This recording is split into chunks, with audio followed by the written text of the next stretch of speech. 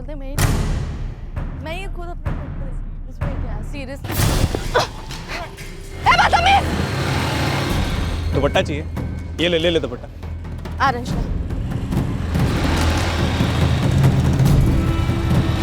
अच्छा ये ले तब दुपट्टा। नहीं चाहिए? फेंक दूं? फेंक दे।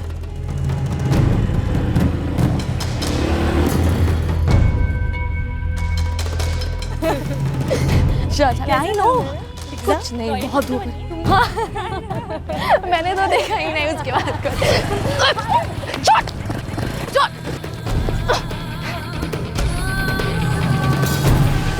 सोनिया, एक बात तो बता बेटा, कब सुना रही है तो गुड न्यूज़? मुझसे बहस मत कर प्रियंका, पूरा 1 साल हो गया शादी को।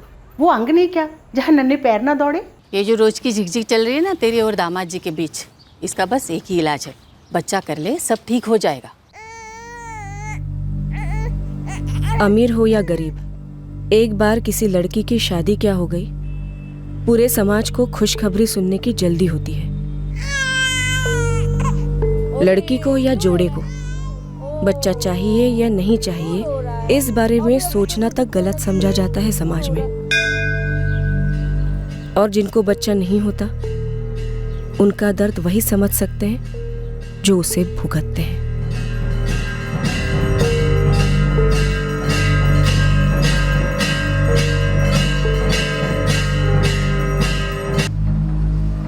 सब कुछ सही चल रहा था, बस एक ही चिंता थी कि सब कुछ सही ही चलता रहे। मेरी पत्नी गीता का 8वां महीना चल रहा है। पूरी तैयारियां की गई हैं ताकि कहीं कुछ भी गलत ना हो। कुछ गलत ना हो इसलिए पहले से ही रास्ते की सारी अड़चनें अलग कर दी गई हैं।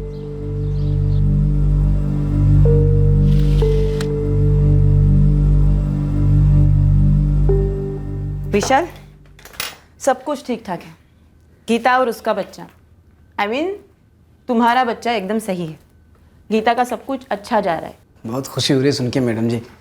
वो वैदेही जी जैसा जैसा बोलती हैं, मैं और गीता बिल्कुल वैसा वैसा ही करते हैं। उसका नतीजा तो दिख रहा है। जुलाई के तीसरे हफ्ते में 22 या 23 तारीख तक डिलीवरी हो जानी चाहिए। बच्चे को पेट काट के निकालेंगे क्या? अरे नहीं, सब कुछ ऐसे ही ठीक रहा तो नॉर्मल डिलीवरी ही होगी।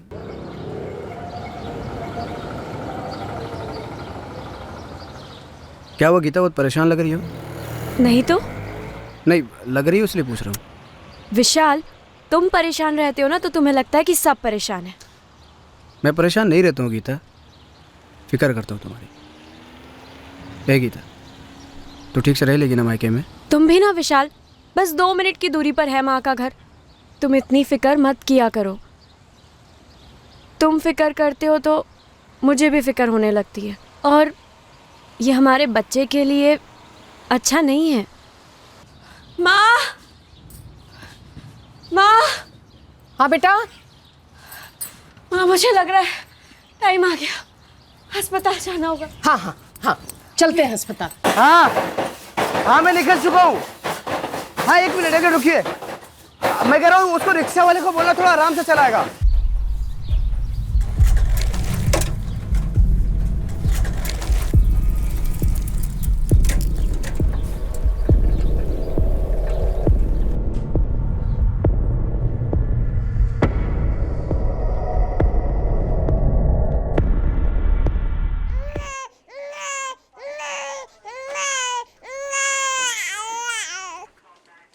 मुबारक हो विशाल, एकदम तंदुरुस्त बेटा हुआ है, और जैसे मैंने कहा था नॉर्मल डिलीवरी हुई है।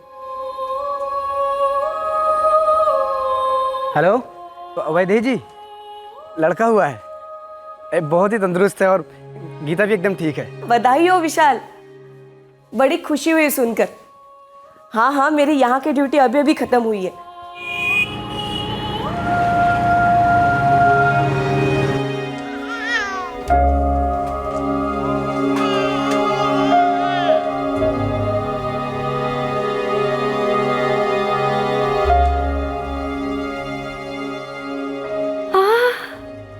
अरे मेरा राजा बेटा,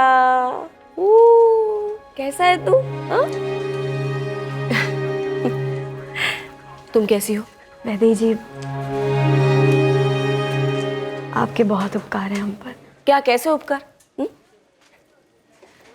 अब हमारे इस राजा बेटी की देखभाल जो शुरू करनी है, अरे सबसे बड़ा काम तो अब शुरू होता है।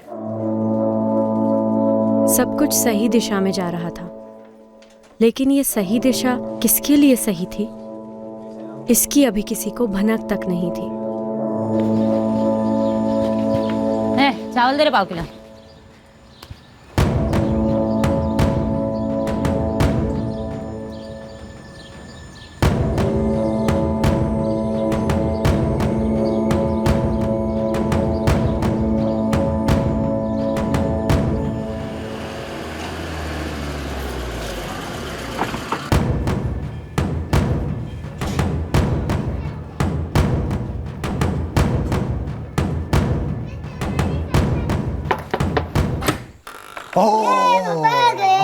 ये लो चॉकलेट। मुझे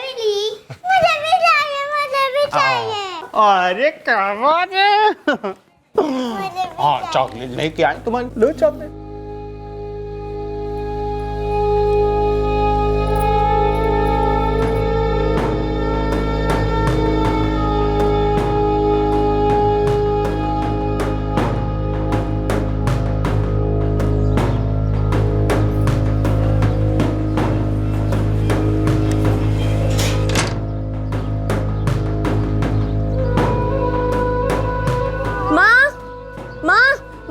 गीता, अरे मेरा सोनू, चल आजा अंदर आजा। नहीं माँ, अभी मैं जल्दी में हूँ, इसको ना पोलियो की दवाई पिलवा के लाना है। और सासू माँ भी बाजार गई है भाजी लेने के लिए, तो तुम्हें बोल के जा रही हूँ, ठीक है? अच्छा। तो मैंने उसकी कुंडी भी लगा दी दरवाजे की। अच्छा सुन, दवाई पिला के सीधा यहीं आना।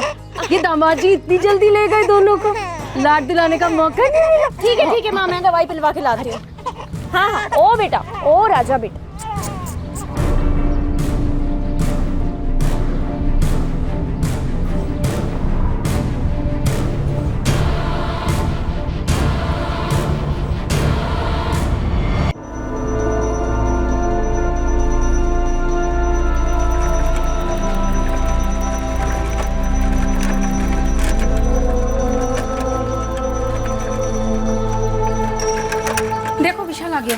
क्या हो गया?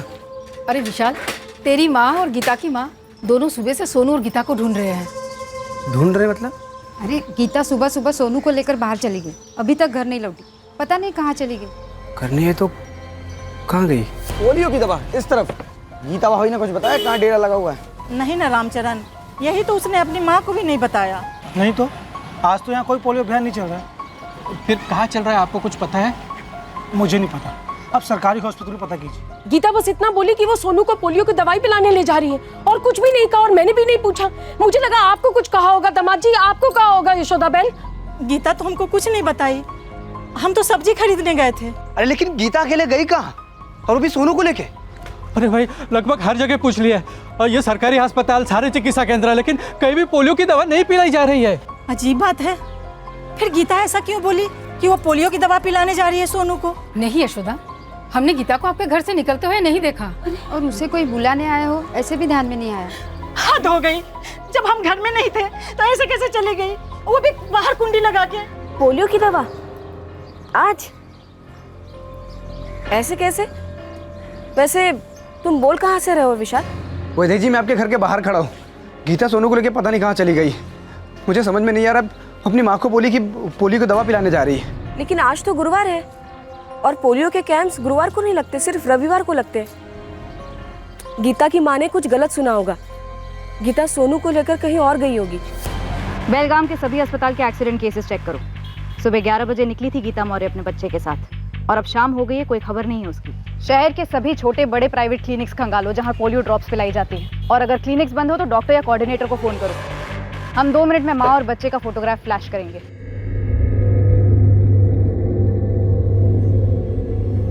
विशाल रुको, मेरे पास इससे भी अच्छी वाली फोटो है, ये वाली। शरद, ये फोटो अपने फोन में ट्रांसफर करो, प्रिंट आउट्स निकलवाओ और सभी चैट ग्रुप में शेयर करो। हाँ सर। गीता अपना फोन साथ नहीं ले गई थी? नहीं साहब, गीता के पास मोबाइल नहीं है। कब से नहीं है? शादी के पहले से नहीं है साहब, मतलब कभी था ही नहीं फोन गीता के पास। लेकिन अजीब बात यह है सर कि गीता अपनी माँ से कह के गई थी कि वो पोलियो के ड्रॉप्स पिलाने जा रही है, लेकिन पोलियो के कैंप्स तो सिर्फ रविवार को लगते हैं, बाकी दिनों में नहीं। सर, अब तक जितने भी अस्पताल स्कैन किए वहाँ कोई भी एक्सीडेंट का केस माँ और बच्चे से मैच नहीं करता है। लेकिन गीता अपने बच्चे को लेकर कौन सी दिशा में गई या फिर कहाँ से लौट रही थी, अगर ये भी पता चल सके तो काफ़ी मदद मिल सकती है। अरे लेकिन गीता ने अपनी माँ से कुछ बोला ही नहीं। साहब, मुझे तो ताज्जुब हो रहा है, गीता ऐसे कैसे कर सकती है? वो घर से अकेले कभी बाहर गई ही नहीं। मतलब जब भी सोनू पैदा नहीं हुआ था उसके पहले भी वो अकेले घर से बाहर नहीं गई, और हमारे बच्चे के साथ तो सवाल ही नहीं पैदा होता है साहब। पुलिस बोल रही हर जगह खोजेगी, सारे इलाकों में। जब मैं सब्जी लेने जा रही थी तो गीता ने एक शब्द नहीं बोला, फिर ऐसे कैसे चली गई? अरे मेरे लौटने तक रुक नहीं सकती थी क्या? ये रिया, गीता सोनू को लेकर अकेली जा रही थी तो तुम्हें जाना चाहिए था ना उसके साथ। मुझे क्या पता वो अकेले जा रही थी, मुझे लगा वो वैदेही के साथ जा रही है, क्योंकि बाकी सब जगह भी तो वो उसी के साथ जाती है। एक मिनट, गीता ने आपको बोला वो वैदेही जी के साथ जा रही है? नहीं, मुझे नहीं बोला उसने कि वो वैदेही के साथ जा रही है, पर मुझे लगा कि वो उसके साथ जा रही है। बाकी सब जगह भी तो उसी के साथ जाती है ना।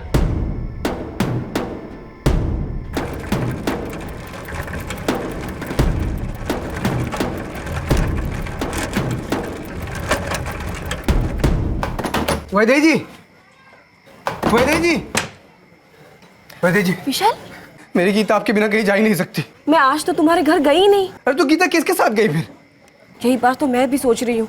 मेरी गीता आपकी हर बात मानती थी, आपको मालूम होना चाहिए ना कहाँ गई वो। मेरी हर बात मानने के लिए मुझे उसके साथ तो होना चाहिए था। मैं दिन भर अपने क्लिनिक पे थी। और विशाल, तुम अपनी जिम्मेदारी मुझ पे कैसे डाल सकते हो?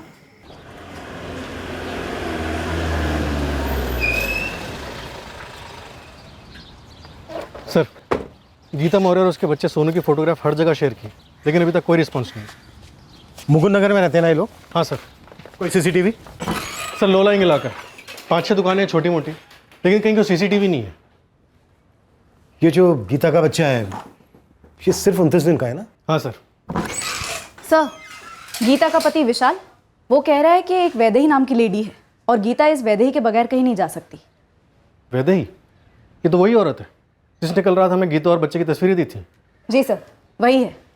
साहब, मेरी गीता वैदेही जी को अपने गुरु जैसा मानती है। मतलब वो जैसा जैसा बोलती है गीता बिल्कुल वैसा वैसा ही करती है। उसको क्या खाना है क्या नहीं खाना है, कसरत, सब कुछ। जब भी वो पेट से थी तब से साहब। ये वैदेही तुम्हारी रिश्तेदार है? नहीं साहब, आंगनवाड़ी सेविका है। जब भी गीता पेट से थी तभी उसको सब कुछ सिखाने के लिए आई थी। वो खुद से आई थी? हाँ साहब। सर, उठवाऊं क्या इस वैदेही को? विशाल, आंगनवाड़ी सेविका वैदेही पर तुम्हें कोई शक है? मुझे नहीं पता साहब शक करना है कि नहीं करना है, लेकिन इतना पक्का पता है कि मेरी गीता सोनू को लेकर अकेले घर से बाहर जा ही नहीं सकती। देख तो जरा, विशाल मुझे जिम्मेदार ठहरा रहा है। हाँ, सीधी उंगली तुम पर उठी है वैदेही। विशाल का माता फिर गया है क्या? ये बताओ, तुम रहती कहाँ हो? मैं मनीबाग। क्यों? इस वक्त घर पर हो? मैडम बात क्या है बताइए तो। तुरंत धर्मपुर थाने में आकर मिलो। मैं अभी क्लिनिक में हूँ, एक डिलीवरी है, उसके बाद आती हूँ। कौन से क्लिनिक में? Bhagyalakshmi maternity home. इस भाग्यलक्ष्मी मैटरनिटी होम में तुम फुल टाइम हो? हफ्ते के 6 दिन और 12 घंटे की ड्यूटी है मेरी सर। और सरकार से भी तनख्वाह लेती हो आंगनवाड़ी सेविका बनकर? क्या? मैं कोई आंगनवाड़ी की सेविका नहीं हूँ सर। फिर विशाल क्यों कह रहा था कि तुम आंगनवाड़ी सेविका हो? ये आप उसी से पूछ लीजिए। और वैसे मैं बता रही हूँ कि वो बावला हो गया, कुछ भी बके जा रहा है। कल भी मेरे घर आया था, मुझे जिम्मेदार ठहरा रहा था, और आज ये आंगनवाड़ी वाली बकवास। ये देखिए सर, मैं इस मैटरनिटी होम में फुल टाइम ड्यूटी करती हूँ, तो मैं विशाल से ये क्यों कहूँगी कि मैं आंगनवाड़ी की सेविका हूँ? क्योंकि तुम हो आंगनवाड़ी सेविका, तभी तो 6 महीने पहले आई थी मेरे घर में गीता को सब कुछ सिखाने के लिए। उसको क्या खाना है क्या नहीं खाना है, क्या पीना है, कैसे बैठना है, कैसे उठना है, सब कुछ तो सिखाया उसे। अभी साहब के सामने झूठ क्यों बोल रही हो? अरे विशाल, ये सब कुछ मैंने करवाया, लेकिन मैंने ये कब बोला कि मैं आंगनवाड़ी की सेविका हूं? मैं झूठ क्यों बोलूंगी? सर, मैं कुछ 6 महीना पहले मिली थी गीता से सब्जी मंडी में। आपको कैसे पता चला? 3रा महीना चल रहा है ना? हाँ। ये तुम्हारा पहला बच्चा है? हाँ, लेकिन आप कौन हैं? ऐसे ही इत्तेफाक से सब्जी मंडी में मुलाकात हुई थी गीता से। मैंने तब गीता को बताया था कि मैं भाग्यलक्ष्मी मैटरनिटी होम में काम करती हूँ और बच्चों की डिलीवरी में डॉक्टर्स को असिस्ट करती हूँ। तब गीता ने सामने से मुझे पूछा, क्या तुम मेरी मदद करोगी? मैंने बोला हाँ, यही तो मेरा काम है। फिर मैं इनके घर जाने लगी, उसको व्यायाम सिखाने के लिए, खाने पीने के बारे में बताने के लिए, लेकिन मैंने ये कभी नहीं कहा कि मैं आंगनवाड़ी की सेविका हूँ। साहब, गीता ने खुद मुझे बोला कि ये आंगनवाड़ी सेविका है। गीता मुझसे कभी झूठ नहीं बोल सकती साहब।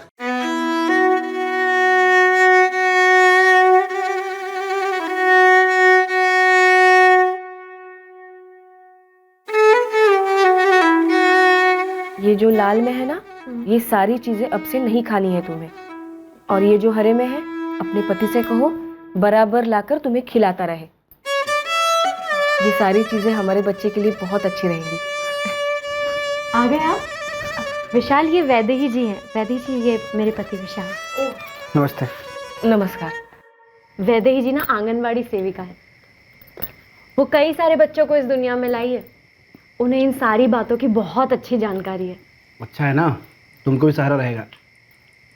और वो जो चीज़ें हरे रंग में लिखी हुई है ना, वो मैं कल से लाना शुरू करता हूँ। और माँ, जो लाल रंग वाली चीज़ें हैं ना, वो उन चीज़ों को बच्चा आने से पहले तक घर में नहीं बनाना है, ठीक है? साहब, मेरे घर में सबको पता है ये आंगनवाड़ी सेविका है, तभी तो ये गीता के लिए वहाँ से बहुत सारे सामान लेके आती थी, वो भी फ्री में। गलत। मैं दोस्ती में लाती थी, कभी अपने क्लिनिक से, कभी खुद के पैसों से, क्योंकि तब तक गीता मेरी बहुत अच्छी दोस्त बन चुकी थी और मैं उसके लिए जो करती, उसके लिए ये उसके घर वाले मेरी बहुत तारीफ करते थे। सर, मैं बहुत सालों से ये काम कर रही हूँ। गीता को मेरी मदद चाहिए थी तो मैंने कर दी, बस। साहब, एक हफ्ता पहले की बात है, गीता ने मुझे बोला कि सरकार की कोई योजना है जिसमें हम जैसे गरीब लोगों के लिए बच्चा पैदा होने के बाद उसको उसकी देखभाल के लिए सरकारी भत्ता मिलता है। मैंने उससे पूछा, तुझे किसने बोला? उसने बोला, इन्होंने बोला उसको।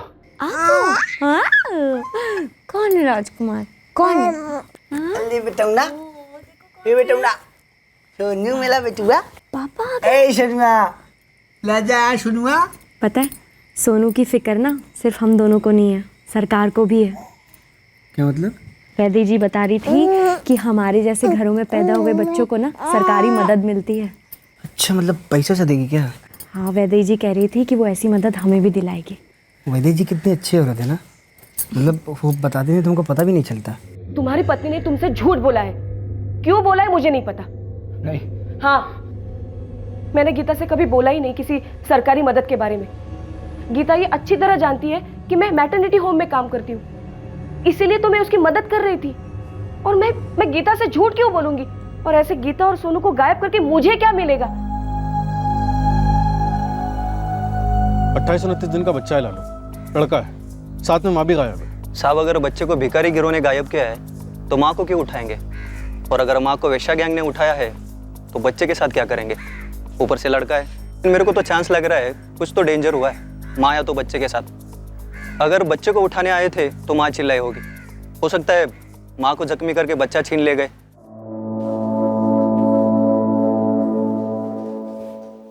कब से ढूंढ रही हो तुम्हें वैदेही? अर्चना मैडम, क्या हुआ? कोई प्रॉब्लम हुई है क्या? नहीं, वो बस दुनिया ही अजीब है। बताना, हुआ क्या है? मैडम, वो एक माँ और उसका बच्चा गायब है। मतलब मैं जानती हूँ उनको, लेकिन उसका पति अब बहुत अजीब अजीब बातें करने लगा है। पता नहीं गीता ने भी ऐसा, मतलब उस माँ ने ऐसा क्यों किया? सर, मुझे लगता है हमें इस वैदेही की तहकीकात करनी चाहिए। उसके पास्ट, प्रेजेंट, उसका घर, उसके काम करने की जगह, इन सब का फुल चेकअप करना चाहिए। सर, मुझे ये बात खटक रही है कि गीता पोलियो की दवाई का झूठा बहाना करके घर से क्यों जाएगी, जबकि कोई पोलियो कैंप भी नहीं लगा था। और अगर वो किसी सरकारी अस्पताल या फिर किसी क्लिनिक में गई भी थी तो किसी ने तो गीता और सोनू को देखा होना चाहिए था। हमने आसपास के सभी सरकारी अस्पताल, क्लिनिक, हर जगह पे चेक किया, लेकिन कहीं से कोई क्लू नहीं मिला। मानसी, तुम वैदेही के अड़ोस पड़ोस में पूछताछ करो। राव, गीता और विशाल की भी बैकग्राउंड निकालो। अब तक हम बाहर ढूंढ रहे हैं, ये भी तो हो सकता है कि ये घर के अंदर का ही मामला हो। ये वैदेही झूठ बोल रही है। हमारी गीता क्यों झूठ बोलेगी? शायद गीता को गलतफहमी हुई हो, गलत सुना हो उसने। अरे लेकिन इतना सब सुनने में गलती कैसे हो सकती है? वो खुराक, क्या खाना है क्या नहीं खाना है, क्या करना है क्या नहीं करना है। और गीता ने खुद मुझे बोला था, वो वैदेही ने उसे बोला है वो सरकारी भत्ते वाली बात। वैदेही उससे भी मुकर रही है, हर बात से वैदेही मुकर रही है। सुनो, तुम वैदेही घोरपड़े को जानती हो? जी, मेरे पड़ोस में ही रहती है। क्या नाम है तुम्हारा? कविता हेगड़े। लेकिन आप वैदेही जी के बारे में क्यों पूछ रही हैं? कब से जानती हो वैदेही को? करीब 3 साल से, जब से वो यहाँ रहने आई है। ये वैदेही यहाँ किसी आंगनवाड़ी में सर्विस करती है? वैदेही जी किसी भाग्य लक्ष्मी मैटरनिटी होम में काम करती थी। यहाँ अकेले रहती है वैदेही? जी। 3 साल पहले कहाँ से आई थी? वो तो पता नहीं मैडम, लेकिन इतनी पूछताछ, कुछ गड़बड़ है क्या? मालूम नहीं, मुकुंद नगर से एक बच्चा और उसकी माँ गायब हुए हैं। वो तो पता है मैडम, मतलब आप ये कह रही है कि वैदेही जी भी इसमें शामिल है? मैं तुमसे पूछ रही हूँ कविता हेगड़े, क्या वैदेही इसमें शामिल हो सकती है? इस बारे में मैं तो कुछ नहीं जानती, लेकिन इतना पता है कि वैदेही जी बहुत भली औरत है, हम सब उन्हें बहुत मानते हैं। जितना मैं जानती हूँ वैदेही जी गोवा मडगांव साइड की है और शादीशुदा नहीं है।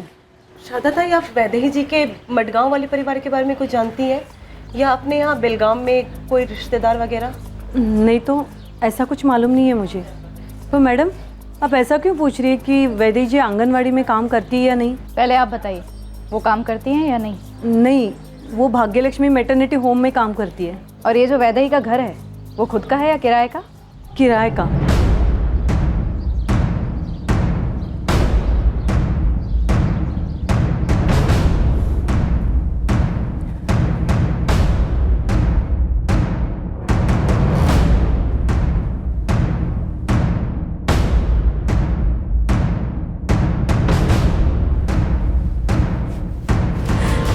कुछ मिला आपको?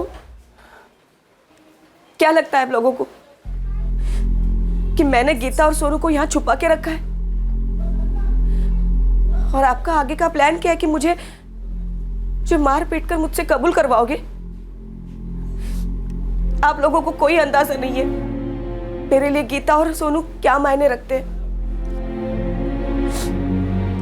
आप लोगों ने मेरे मैटरनिटी होम में फोन किया था ना, कुछ मिला मेरे खिलाफ?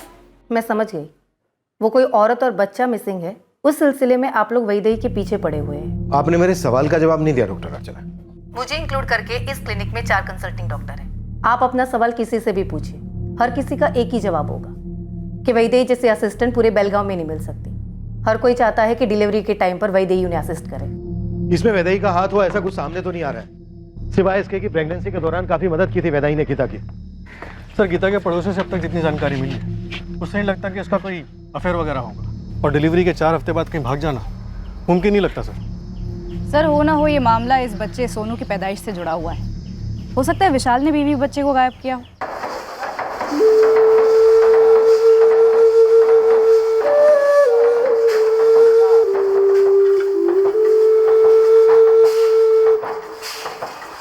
सर, विशाल का इन्वॉल्वमेंट हो सकता है, लेकिन अभी तक ऐसा कोई मोटिव सामने नहीं आया जिसके चलते वो अपनी बीवी और बच्चे के गायब होने का नाटक कर रहा हो। लफड़ा मतलब औरत का लफड़ा। फैक्ट्री में कोई औरत है जिसका विशाल के साथ कोई चक्कर चल रहा हो, या फैक्ट्री से बाहर कोई, कभी किसी से कुछ सुना हो या फिर विशाल ने कुछ कहा हो, कोई वैश्या वगैरह? अरे नहीं साहब, अपना विशाल तो एकदम संत आदमी है, कभी इधर उधर देखता तलक नहीं। और साहब, जब से उसकी बीवी पेट से हुई है तब से डबल शिफ्ट करने का एक मौका नहीं छोड़ता है। वो दिन रात काम में लगा रहता है ताकि 4 पैसे जुटा सके अपने बीवी बच्चों के लिए। साहब, इस तरह का डबल गेम खेलने वाला आदमी है ही नहीं है विशाल। विशाल का किसी के साथ कोई झगड़ा या फैक्ट्री में किसी से कोई दुश्मनी? सर, विशाल के फोन रिकॉर्ड्स खंगाले, कुछ भी नहीं मिला। विशाल बेदाग, गीता बेदाग, वैदेही बेदाग, पर कोई तो है जिसके दामन पर दाग लगे। 3 दिन हो गए हैं गीता और उसके बच्चे सोनू को गायब हुए। ये दोनों है कहाँ? सर, ये सभी गरीब तबके के, एक दूसरे से झूठ बोलकर छुपाकर आखिर क्या साजिश रच सकते हैं? सर, एक बात बार बार खटक रही है, गीता अपने बच्चे सोनू को पोलियो की दवा पिलाने उस दिन क्यों लेगी जिस दिन कोई कैंप था ही नहीं? विशाल भी कई बार कह चुका है कि गीता अकेले कहीं नहीं जाएगी, और पड़ोसियों का भी यही कहना है। अगर विशाल इस बारे में सच बोल रहा है तो क्या वो गीता के बारे में भी सच बोल रहा है कि गीता ने उससे कहा कि वैदेही आंगनवाड़ी सेविका है? या फिर गीता ने झूठ बोला विशाल से? या फिर वैदेही ने झूठ बोला गीता से? या फिर विशाल झूठ बोल रहा है हमसे गीता के बारे में? हो ना हो ये माजरा गीता और उसके बच्चे सोनू से जुड़ा है।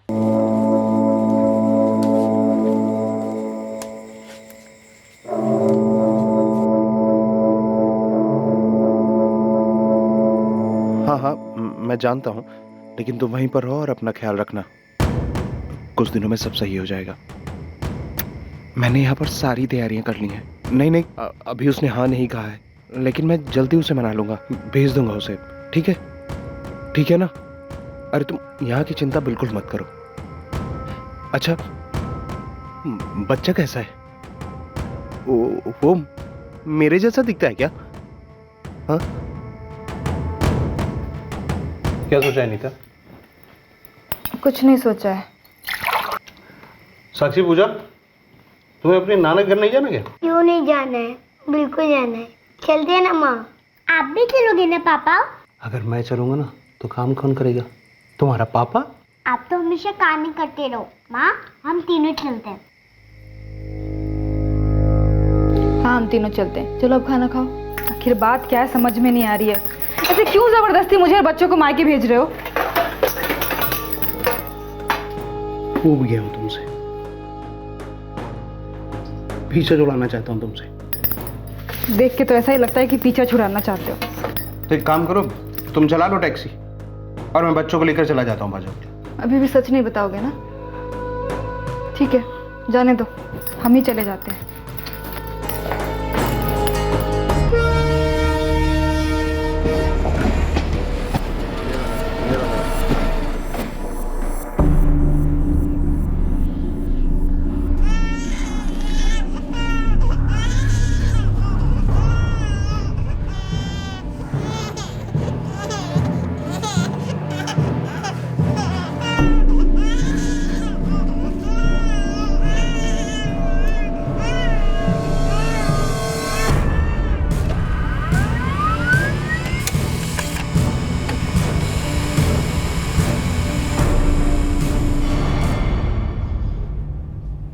टाइम इस टाइम बाद सुबह 9:30 बजे का बता रहे हैं। सर दरअसल हमारे सीसीटीवी रूम इंचार्ज को शक हुआ। उन्होंने एक लड़की और एक बच्चे को फुट ओवर ब्रिज के सीसीटीवी में देखा। जब तक हम लोग उनके पास पहुंच पाए तब तक ये लोग गायब हो चुके थे और पूरा स्टेशन ढूंढ मारा, लेकिन ये लोग कहीं मिले नहीं। 2 दिन ट्रेन वहां से होकर गुजरी थी, लेकिन हम लोग दावे से नहीं कह सकते कि ये लड़की उस बच्चे को लेकर उस ट्रेन में चढ़ गई थी या स्टेशन से बाहर आ गई थी।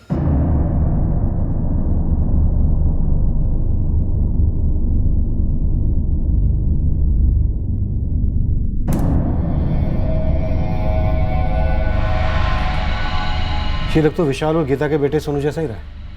हाँ सर, लग तो हो ही रहा है, लेकिन गीता कहीं नहीं दिख रही है और उसकी कोई खबर भी नहीं मिल रही। ये मेरा सोनू ही है, मेरा बच्चा। ये लाल टोपी, ये तुलसी की है। ये लड़की कौन है? आप में से कोई पहचानता है इसे?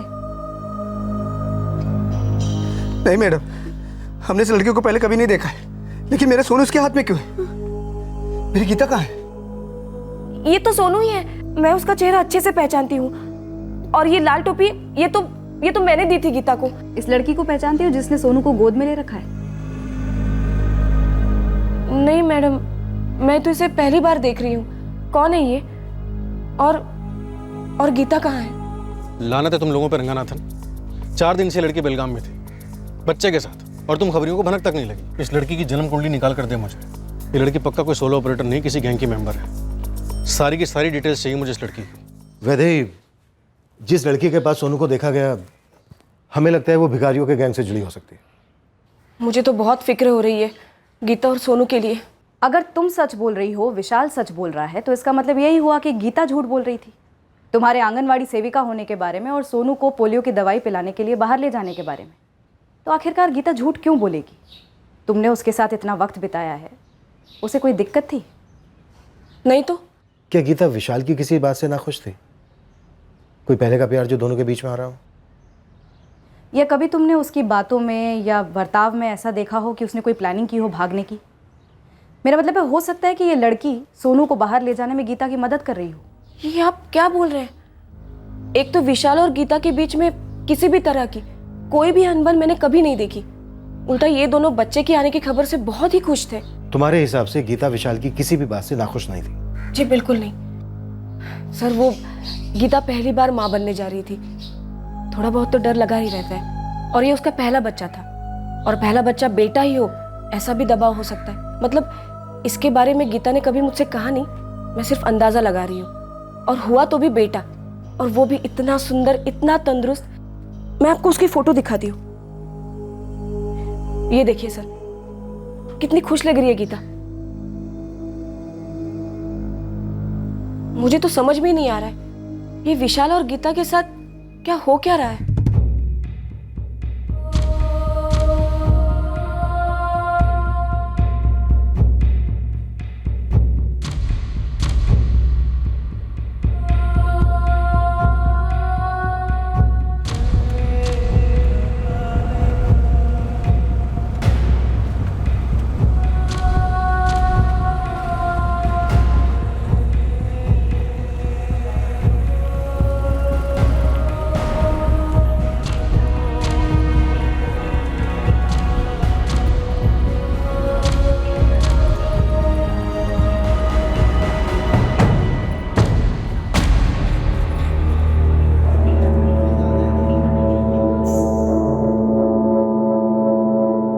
अरे ये तो दीपाली है, एक नंबर की मुंहफट, चोरी भी करती है। कई दफा तो मेरी दुकान से चोरी की है, चॉकलेट और न जाने क्या क्या। इस दीपाली ने एक बच्चे को चुराया।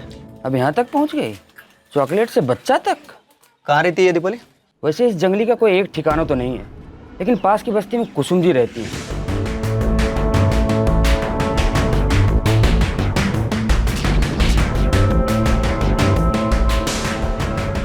मैं दीपाली के कोई रिश्तेदार नहीं हूँ। मैं यहाँ अकेले रहती हूँ ना, तो रात को यहाँ सोने के लिए आती थी।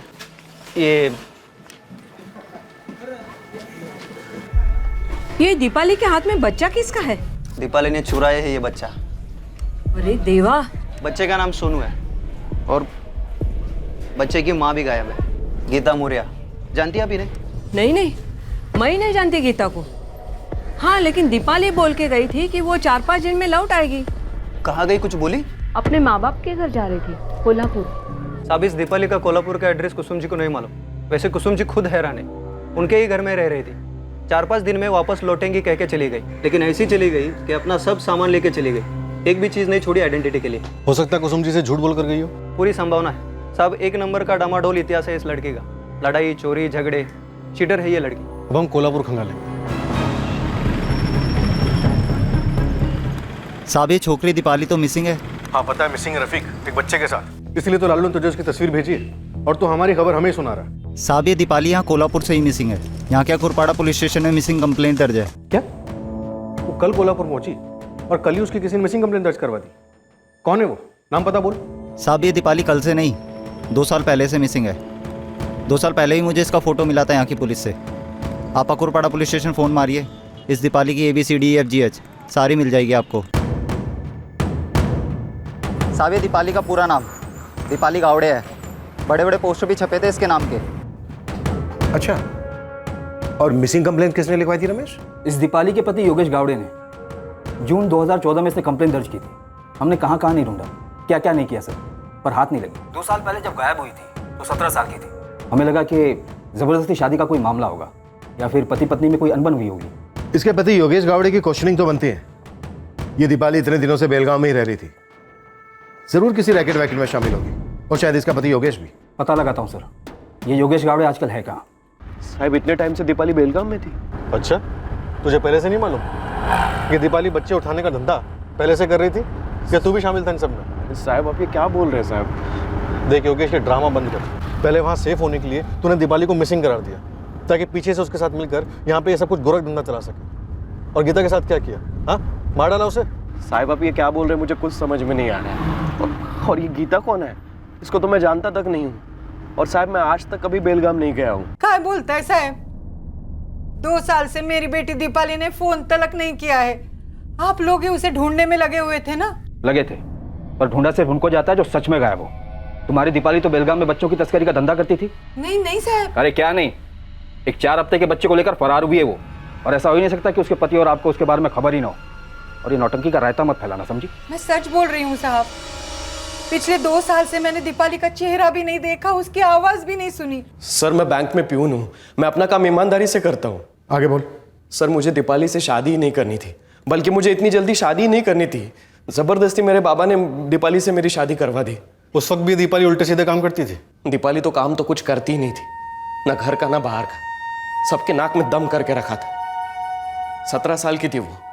शादी करने के बाद मुझे एहसास हुआ कि मुझसे गलती हुई थी। वो सर चीजें चुराती थी दुकानों से, कभी टॉफी, कभी बिस्किट, कभी कपड़े, जो हाथ लगा वो। और जब पकड़ी जाती थी तब मेरी इज्जत का भाजी पाला होता। बच्चे भी चुराती थी तब? चंद महीने वो मेरे साथ रही थी, तब तो नहीं चुराया था सर उसने कोई बच्चा। और जब वो मुझे छोड़ कर गई तब मैंने ईमानदारी से पुलिस स्टेशन में जाकर उसके लापता होने की शिकायत दर्ज की थी। माजरा क्या, कुछ समझ में नहीं आ रहा है। गीता अपने बच्चे सोनू के साथ अपने घर से निकलती है। उसके 4 दिन के बाद बच्चा सोनू दीपाली के पास देखा जाता है। ये क्या कनेक्शन हो सकता है दीपाली का विशाल और गीता के साथ? सर, ये किसी बच्चे की चोरी का रैंडम केस नहीं लगता है, क्योंकि इतने सारे इत्तेफाक एक साथ नहीं हो सकते। गीता अपने बच्चे सोनू को घर से ये झूठ बोलकर निकलती है कि उसे पोलियो की खुराक पिलाने ले जा रही है और वापस लौटती ही नहीं। 4 दिन बाद सोनू दीपाली के साथ बेलगाम स्टेशन के फुटओवर ब्रिज पर नजर आता है। गीता का अभी भी कोई अता पता नहीं। सर, ये विशाल बार बार यही कहे जा रहा है कि गीता कहीं अकेले नहीं जा सकती और वैदेही पर उंगली उठा रहा है। कहीं ऐसा तो नहीं कि असली चोर विशाल के दिल में ही हो, उसने ही गीता और बच्चे को कहीं छुपा दिया हो? इस विशाल की थोड़ी क्लास तो बनती है।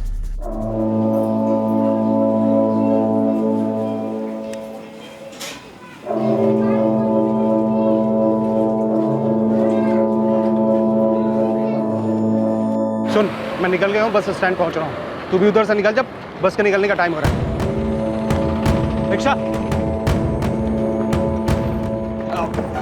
Bus stand. ये दीपाली कौन है? अपना बच्चा सोनू दीपाली को क्यों दिया तूने? और गीता के साथ क्या किया? गीता का मर्डर कर दिया तूने? या फिर गीता का कोई चक्कर था और सोनू उसका बच्चा? शक हुआ तुझे? नहीं मैडम, ऐसा कुछ नहीं है। मैं और गीता तो एक दूसरे से बहुत प्यार करते हैं साहब, और सोनू तो जान है हमारी। गरीब हूँ साहब, लेकिन जब ये सोनू पैदा हुआ था ना, तो पूरे मोहल्ले में मिठाई बांटी थी मैंने।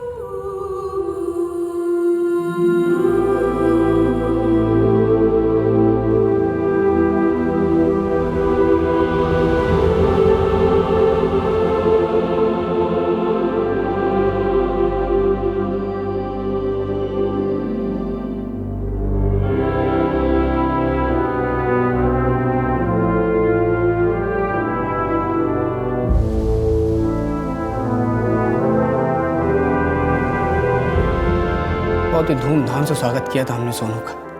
और इसी धूमधाम के साथ तेरी हवा निकल गई जब तुझे ये पता चला कि शायद तेरा बेटा सोनू तेरा है ही नहीं, बल्कि गीता के किसी प्रेमी का है।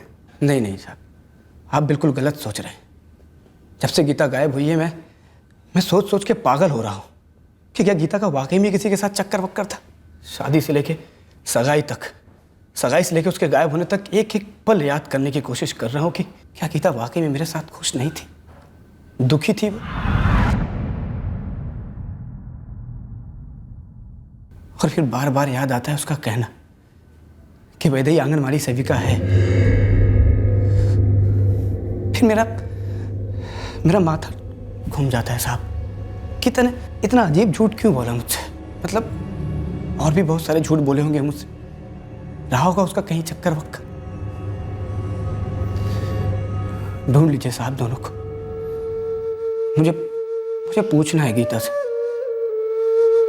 कि आखिर माजरा क्या था, जानना है साहब मुझे। और एक बात मैडम, अगर वैदेही वाकई में आंगनवाड़ी सेविका नहीं है, किसी क्लिनिक में काम करती है, तो इतने दिनों में एक बार भी क्यों नहीं बोली कि बच्चे की डिलीवरी उसके क्लिनिक में कराओ? उसको बोलना चाहिए था, लेकिन नहीं बोली। जबकि वो गीता को अपनी छोटी बहन से भी ज्यादा प्यार करती थी, बहुत बहुत ख्याल रखती थी साहब उसका। सर, हमने भी ये बात सोची नहीं। जब वैदेही ने गीता की इतनी मदद की उसकी प्रेगनेंसी में, उसका इतना ख्याल रखा, तो गीता की डिलीवरी अपने मैटरनिटी होम में क्यों नहीं करवाई? वहां तो वो उसके साथ हो सकती थी डिलीवरी के टाइम।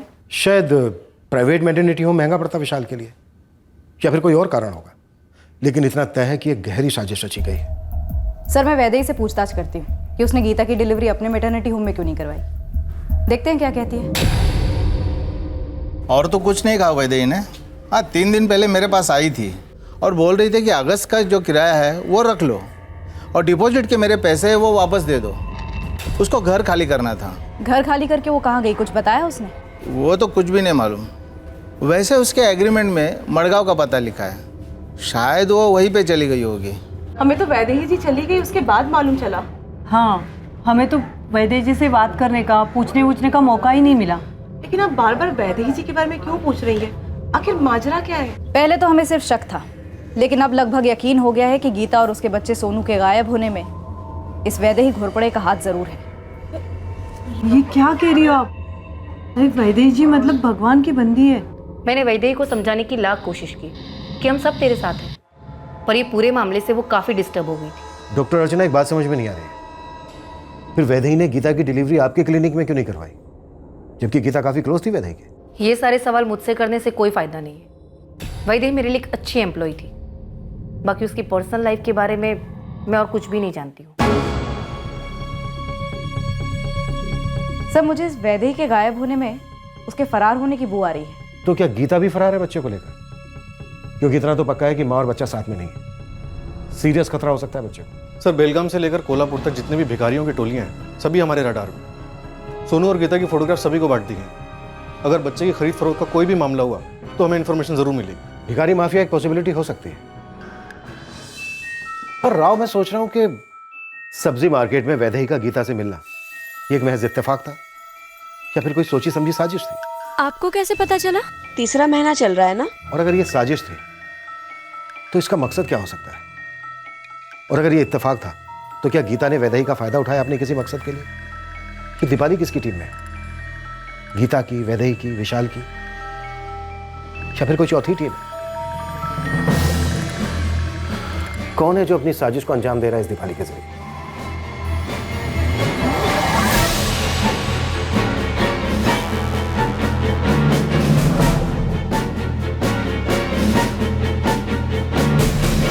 और इस राज का भेद खोलने के लिए हमें किसी ऐसे की जरूरत है जो इन सबसे वाकिफ हो और इन सभी के बीच जो रिश्ता है उस रिश्ते में छुपी बारीकियों को जानता हो।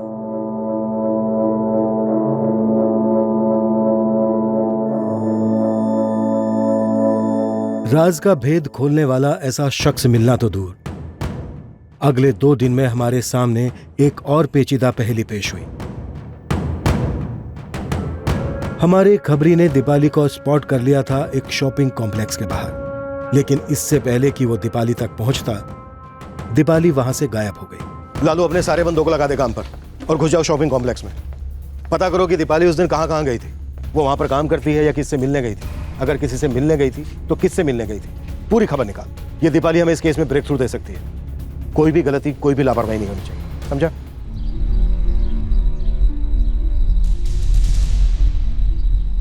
किराया देने में देरी मुझे कतई पसंद नहीं, कह देता हूँ।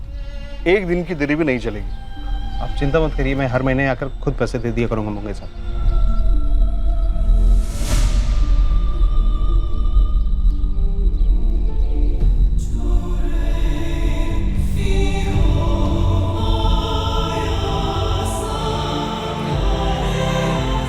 साहब, ये दीपाली परसों शॉपिंग कॉम्प्लेक्स के एक क्लिनिक में आई थी। कौन सा क्लिनिक? वो बच्चा पैदा करने वाला, जहाँ पे औरत और मर्द दोनों के बीच को लेकर डॉक्टर लोग कुछ करते हैं ना, वही। यहाँ पे IVF सेंटर करके कुछ लिखा है। IVF centre? IVF सेंटर में क्या कर रही थी दीपाली? वो दीपाली भी एक डोनेशन के लिए आई थी। सेंटर की लिस्ट में नाम है उसका, डोनेशन के लिए पैसे भी मिले हैं उसको। ये हो क्या रहा है? सर, इस IVF सेंटर से ही पता करते ये सिर्फ गीता और सोनू के मिसिंग होने का केस है या वहाँ कुछ और भी चल रहा है।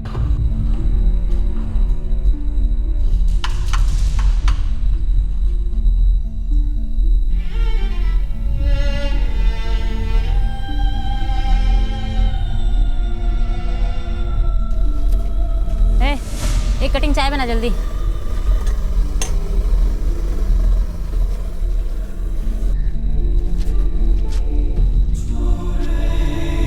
जल्दी दे, कितना टाइम लगा रहा है?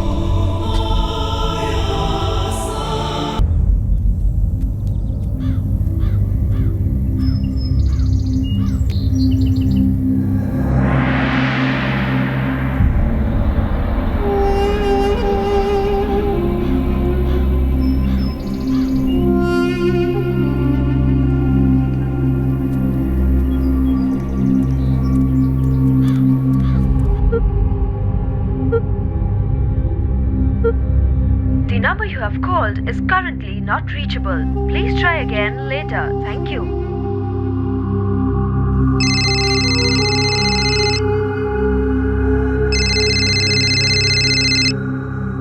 हाँ अंकुश भैया, कैसे एग्जाम्स चल रहे हैं आपके? हाँ ठीक ही चल रहे हैं। अच्छा रंजना सुन, ये पिंकी का नंबर बंद क्यों आ रहा है? दीदी ने आपको बताया नहीं? उन्होंने अपना नंबर चेंज किया है, इसलिए शायद ऑफ आ रहा होगा। क्यों? पता नहीं, मैंने पूछा तो बोला कि ऐसे ही उनका मन हुआ। ये पिंकी के टेस्ट कैसे जा रहे हैं? ठीक ठाक ही जा रहे हैं। रंजना सुन, ये पिंकी का नया नंबर जरा मैसेज कर दे।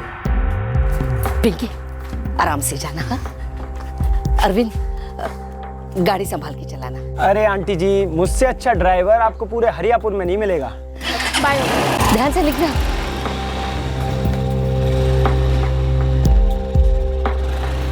पापा बाय। पापा अरे पिंकी बेटा, bye bye, all the best.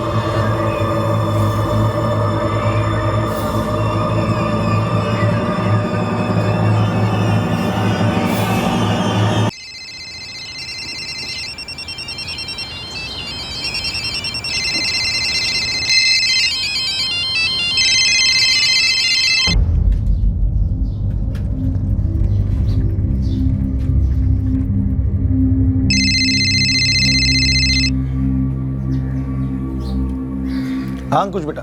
आप जरा घर आएंगे चाचा जी? क्यों, क्या हुआ? मम्मी पापा पिंकी रंजना सबको फोन ट्राई कर रहा हूँ इतनी देर से, कोई फोन ही नहीं उठा रहा है। अरे कहीं बाहर गए होंगे। मेरी कल ही बात हुई थी, कहीं बाहर जाने की बात नहीं करी किसी ने, और अगर कहीं बाहर गए भी हों तो फोन ना उठाएं। अजीब बात है ना, टेंशन हो रही है। अरे नहीं बेटा, एग्जाम के टाइम पे टेंशन मत लो तुम। हम अभी घर जाते हैं और फोन पे बात करवाते हैं तुम्हारी, ठीक है?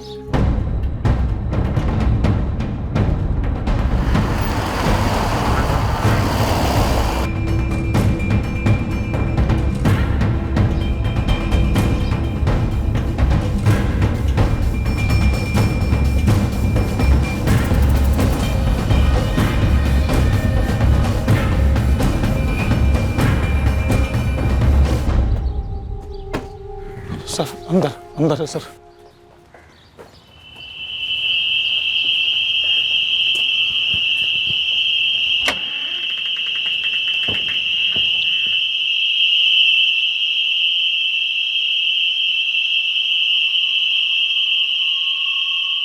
सर ये मेरे बड़े भाई सोन भैया और ये भाभी गायत्री भाभी।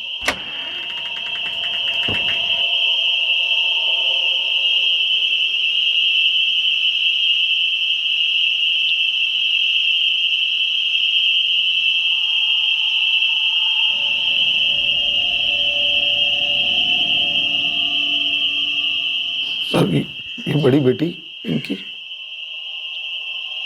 और छोटी वाली रंजना।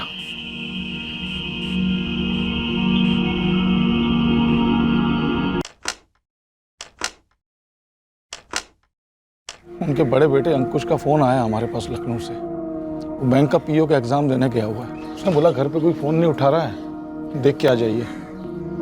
और जब हम यहाँ आए तो जब आप आए तो ये दरवाजा खुला हुआ था? हाँ खुला था साहब।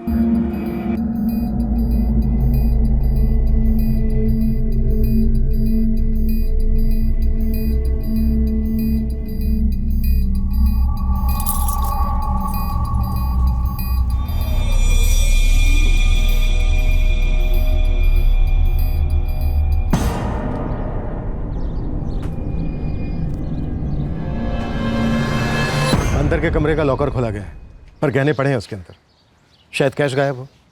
सर क्या गायब है क्या नहीं ये तो अंकुश ही बता सकता है। वो लखनऊ से यहाँ के लिए निकल गया है। ये जो पेट्रोल का कैन है ये इनके घर का ही है? मुझे पता नहीं साहब। तो चारों विक्टिम्स के मोबाइल फोन मिले हैं। किसी के पास दूसरा फोन है तो पता नहीं। और कुछ? सर लगता है सेक्सुअल असॉल्ट हुआ है। दोनों लड़कियों पर? यस सर, दोनों लड़कियों पर। चारों को छुरे से मारा गया, शायद चिल्लाए होंगे। हमें तो कुछ भी सुनाई नहीं दिया, और वैसे भी हमारा घर इतना पास थोड़ी ना है सोहन जी के घर से। हम तो पंचम जी की आवाज़ सुनते ही दौड़े चले आए। पागलों की तरह चिल्ला रहे थे वो। मैडम मैं अरविंद कुशवाहा, हमारी अच्छी जान पहचान थी सोहन अंकल की फैमिली से। हम हरियापुर से नहीं, बगल के गांव सारंगढ़ से। ये मेरा फ्रेंड है गुड्डू। कल रात सारंगढ़ में हमारी एक दोस्त की बहन की शादी थी, हम वही थे। जैसे ही पता चला कि सोहन अंकल के घर हुआ ये कांड, हम तो दौड़े दौड़े आ पहुँचे। बहुत ही भयंकर अटैक हुआ है सर। बहुत ही अजीब बात है, आस पड़ोस में किसी ने कुछ नहीं सुना। तो क्या इन चारों पर एकदम से एक साथ अटैक हुआ होगा? नामुमकिन लग रहा है सर। और साथ में दोनों लड़कियों का शायद रेप हुआ है। नंबर 1, ना ही दोनों को बांधा गया है, और नंबर 2, ना ही दोनों के मुंह में कपड़ा ठूसा गया है। मतलब ऐसा कैसे हो सकता है कि आस पड़ोस में किसी ने कुछ भी नहीं सुना? सिर्फ किसी एक बंदे का काम नहीं लगता। घर में जबरदस्ती एंट्री के कोई निशान नहीं है। तो क्या ये लोग दरवाजा खटखड़ा कर अंदर दाखिल हुए होंगे? मुझे पेट्रोल की कैन खटक रही है। किस इंटेंशन से पेट्रोल लाया गया होगा? मर्डर और रेप करने के बाद क्या लाशों को जलाने का प्लान था, या फिर पूरे घर को फूंकने का प्लान था? और अगर ऐसा था तो प्लान अधूरा छोड़कर ये लोग क्यों भागे? इंस्पेक्टर, दोनों लड़कियों का रेप हुआ है, गैंग रेप। दोनों ने फाइट बैक की कोशिश की होगी, स्ट्रगल के निशान मिले हैं बॉडी पर। फिर तो बचाव के लिए दोनों लड़कियां चिल्लाई भी होंगी, लेकिन पड़ोस में ऐसा किसी ने कुछ नहीं सुना। अजीब बात है, दोनों लड़कियों के गैंगरेप के अलावा बार बार स्टैबिंग्स भी हुई है। बड़ी बहन पिंकी को 8 बार स्टैब किया गया है, छोटी बहन रंजना को 6 बार, मदर गायत्री को 9 बार, और फादर सोहन के बॉडी से 11 स्टैब वुंड्स मिले हैं। डॉक्टर कब हुआ ये? इन्हें यहाँ लाने के 8 से 9 घंटे पहले, मतलब रात 12:30 से 1 बजे के बीच में मर्डर्स हुए होंगे। हमें चारों विक्टिम्स के पेट में से अनडाइजेस्टेड फूड भी मिला है।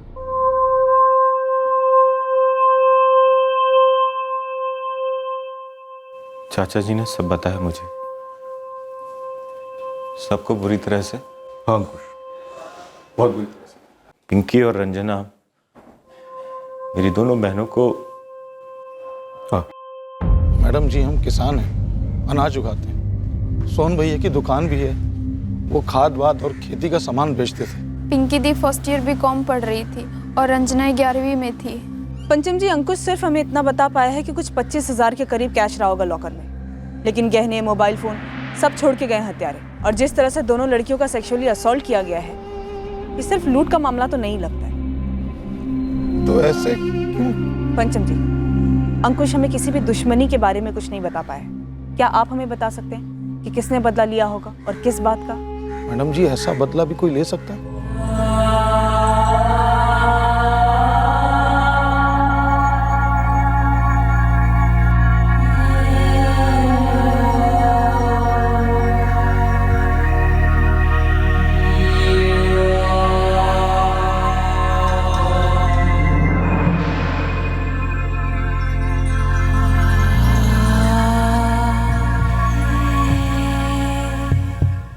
सर अंकुश 4 दिन पहले 3 जून को लखनऊ गया था बैंक एग्जाम देने के लिए। इसके आगे कोई भी इंफॉर्मेशन नहीं मिली। शॉक में है अभी। चारों विक्टिम्स के फोन्स का क्या स्टेटस है? 6 जून की रात को किसी से बात हुई थी जो मैं लीड दे सके? सर सोहन और गायत्री के फोन्स अनलॉक थे, लेकिन उनके फोन से कोई भी सस्पिशियस कॉल नहीं किया गया, ना ही इनकमिंग और ना आउटगोइंग। और पिंकी और रंजना के फोन्स पासवर्ड प्रोटेक्टेड थे, उन्हें खुलवाने के लिए भेजा है। वैसे इन चारों के पिछले 6 महीने के कॉल रिकॉर्ड्स भी मंगवाए हैं। वो लोग जो भी थे, उनका मकसद क्लियर था, पूरी फैमिली का खात्मा। अंकुश इसलिए बच गया क्योंकि उस वक्त वो घर पर नहीं था। अंकुश के लिए प्रोटेक्शन प्रोवाइड करो। मैडम, इतना खुखार कांड हुआ है गांव में, किसी ना किसी ने तो उन कमीनों को देखा ही होगा, आते हुए या फिर भागते वक्त। बिल्कुल, मुझे भी ये लगता है, लेकिन फिलहाल तो पड़ोसी भी यही कह रहे हैं कि उन्होंने कुछ नहीं सुना। दाल में कुछ तो काला है मैडम। बिल्कुल, पर फिलहाल वो पेट्रोल कैन छोड़ के गए हैं। ये पेट्रोल आया कहाँ से, पता कर जाता है। मैडम, आप लोग सोच रहे हैं इस सोहन की कोई दुश्मनी रही होगी किसी से, तो वो तो पूरी फैमिली को साफ कर देते। लेकिन दोनों लड़कियों का गैंगरेप इस एंगल में फिट नहीं बैठता है। पेशेवर खूनी तो सिर्फ खून करते हैं। लेकिन ऐसा कोई पहली बार नहीं होगा कि पेशेवर खूनियों ने मौका देखा और अपने खुद के खून में बह रहे हवस को मिटाया हो। सुपारी मार्केट में पता कर, कौन थे ये वैशी?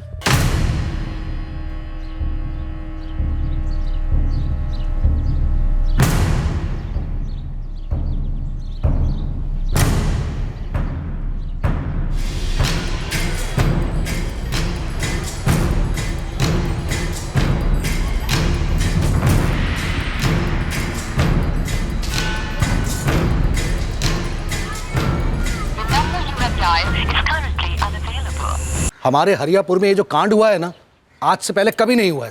पूरे गांव में चर्चा चल रही है साहब, ये डकैतों का कोई गिरोह है। सरपंच लखन जी, रमेश जी, हमने भी इस इलाके में ऐसा पहली बार देखा है। हम अपनी तरफ से कोई कसर नहीं छोड़ रहे। फौरन गिरफ्तार कर लीजिए उनको। आप लोगों की मदद लगेगी रमेश जी। वो लोग कौन थे? कोई गिरोह था या फिर ऐसा कोई जिससे सोहन जी की दुश्मनी थी? हम लोगों को इसकी तहकीकात करनी है। और हमें पता चला है कि आप लोग हाईवे पर चक्का जाम करने की सोच रहे हैं। विनती है आपसे, ऐसा ना करें। साहब, घर घर में दहशत का माहौल है। तो वो डकैत थे, धड़ल्ले से घर में घुस गए। आप में से किसी ने देखा क्या कि वो डकैत थे जो बार बार डकैत थे कहीं जा रहे हो? देखिए, हम लोग पूरी की पूरी रात गश्त पे रहेंगे। ऐसा कभी कुछ ना हो उसकी कोई गुंजाइश नहीं रहेगी। आप लोग हमें हमारा काम करने दीजिए। अगर आप लोग हमारा साथ नहीं दे सकते हैं तो कम से कम बाधा तो ना बने। पहली प्रायोरिटी है अंकुश, वही हमें बता सकता है कि फैमिली को किसने धमकी दी थी। क्या सर, अंकुश को थाने बुलवाया है। सेक्सुअल असॉल्ट के जितने भी हिस्ट्री शीटर हैं, सबकी लिस्ट बनाओ, राउंड ऑफ शुरू कर दो। अगर कोई हिस्ट्री शीटर है भी तो वो सिर्फ एक जरिया होगा, करवाने वाला कोई और ही होगा, कोई ऐसा जिसे जायसवाल फैमिली से भयंकर नफरत हो। वो जो भी है, अंकुश हमें बता सकता है। चाचा जी, ये सब उस ब्रजभान शर्मा का ही कराया होगा। ब्रजभान इतना गिर सकता है? इतना? खेतों की बाउंड्री को लेकर झगड़ा था हमारा और ब्रजभान शर्मा का। ब्रजभान ने अपने खेत में ऐसा बांध बनवा दिया था सर, जिससे नहर का पानी हमारे खेतों तक ना पहुंचे। पापा और मैंने कई दफा उससे बात करने की कोशिश की थी, उसे समझाया, लेकिन हर बार क्या था, मेरे खेत हैं, कुछ भी करूं, ब्रजभान और उसके बेटे बबलू और सुरेश ही जिम्मेदार हैं। धर लो ने सर आप। ब्रजभान शर्मा ने बांध भी नहीं हटाया और उसने और उसके बेटे बबलू और सुरेश ने ये कांड भी किया। वो मैंने और मेरे दोस्तों ने मिलकर उसका बनाया हुआ बांध तोड़ दिया था सर।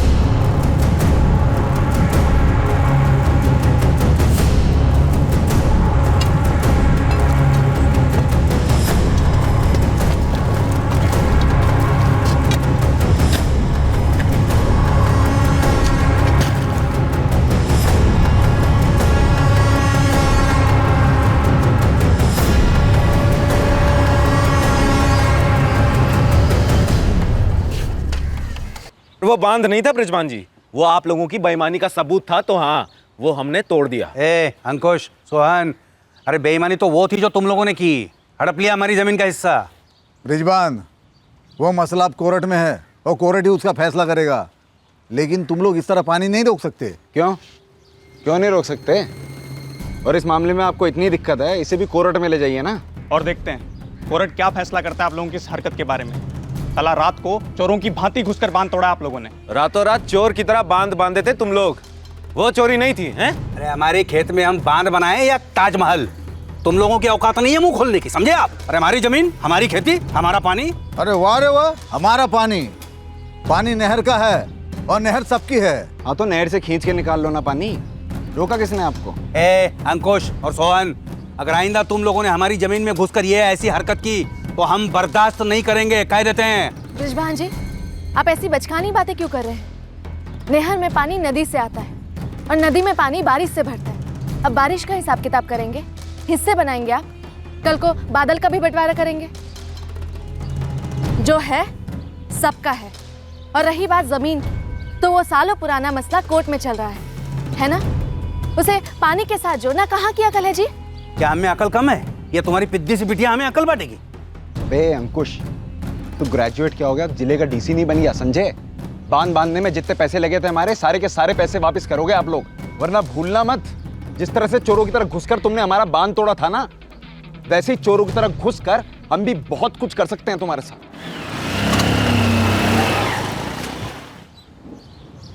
पिंकी, तुम्हें बीच में नहीं बोलना चाहिए था। मैंने कुछ गलत बोला पापा?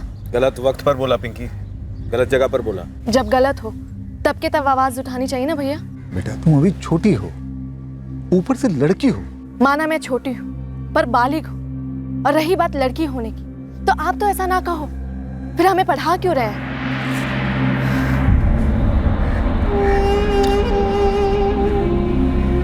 बांध तो दोबारा नहीं बनाया हम लोगों ने, लेकिन धमकी जरूर दी थी। ये ब्रजभान मर्डर और गैंगरेप करवा सकता है? और कौन हो सकता है सर? हरियापुर में हमारी सिर्फ ब्रजभान शर्मा से लड़ाई है, सालों से। हाँ मैडम, मैंने और गुड्डू ने मिलकर अंकुश की हेल्प की तो थी बांध तोड़ने में, लेकिन ब्रजभान शर्मा बबलू और सुरेश के साथ मिलकर इतनी घटिया हरकत करेगा, ये मैं कभी सपने में भी नहीं सोच सकता था। पर अरविंद, रंजिश तो तगड़ी थी, नुकसान पहुंचाने की, चोट पहुंचाने का पूरा इरादा था उनका। जाहिर है ना मैडम। अरे उन लोगों ने हमारा माली नुकसान किया था तो हम लोग उनका माली नुकसान ही करते ना, ये जानवर लेने पे क्यों उतरते हम लोग? और सर गैंग रेप मतलब आपने हम लोगों को समझ क्या रखा है? सर हम लोग इज्जतदार मेहनती किसान आदमी हैं। सोहन जी और अंकुश से हमारी लड़ाई हुई थी, इसलिए आप लोग हमें फंसा रहे हैं इस कांड में। सर फंसा नहीं रहे, तुम लोगों का नाम लिया गया। अरे अंकुश तो सदमे में है, पर आप लोग तो होश में हो ना। हम लोग तो होश में, पर आप अपने बदले के जोश की बात कीजिए। ब्रिजभान शर्मा जी बताइए हमें, सोहन जायसवाल के घर को पेट्रोल से जलाने का प्लान क्यों ड्रॉप किया गया? जमीन का मामला तो हम कोर्ट में लड़ रहे हैं ना साहब, तो हम खून करने की क्यों सोचते और एक घर जलाने की क्यों सोचते हम लोग? सबूत मिटाने। सबूत तो आप लोग जुटा नहीं पा रहे हो, इसलिए बलि का बकरा हमें बना रहे हो। इसके पहले कि सबूत जुटाने के लिए हम एक उंगली भी उठाए, आप लोगों की तरफ उंगली उठी है सामने से, और किसी की तरफ नहीं। अब सीधे सीधे बोलो, बांध ढूंढने के बाद क्या हुआ था? सर हमें सोहन जी और उनके बेटे अंकुश पर गुस्सा था, जबरदस्त गुस्सा। हमने और बबलू ने सोचा भी था कि अंकुश की हरकत का ना मुंह तोड़ जवाब देंगे, पर सर हम इतना भद्दा काम नहीं कर सकते। सर हम ज्यादा से ज्यादा उनके खेत में सुअर छोड़ देते बस। सर हम बेवकूफ नहीं हैं कि इतना बड़ा कांड करें और ऊपर से झूठ भी बोल दें। आप लोग बेवकूफ हैं या सियाने, ये अभी नहीं, बाद में तय करेंगे। अभी सिर्फ इतना तय कर लो कि आप लोगों में से पूरा सच कौन बोलेगा, कोई अकेला या फिर तीनों मिलकर? ये नाइंसाफी है सर, आप हमें से रोक नहीं सकते, कोई सबूत नहीं है हमारे खिलाफ। सर हमने कुछ नहीं किया, ये अंकुश बेवजह हम पे इल्जाम लगा रहा है सर।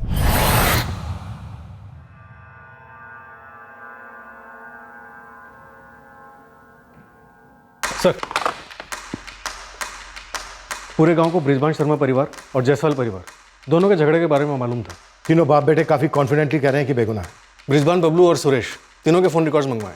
अपने खबरियों से कहो कि पता लगाएं कि ये कांड इन तीनों ने किया है या फिर और लोग भी शामिल थे। फिर देखते हैं कि इनका कॉन्फिडेंस कब तक टिका रहता है। सोहन जायसवाल पेट्रोल बेचता था? हाँ मैडम, वैसे कोई खुलकर नहीं बोल रहा है गाँव में, लेकिन मैंने हाईवे के पेट्रोल पंप से पता किया। भाई हम कैन या बोतल में पेट्रोल बेचते ही नहीं हैं, और 6 तारीख की रात को कोई पेट्रोल मांगने आया भी नहीं था।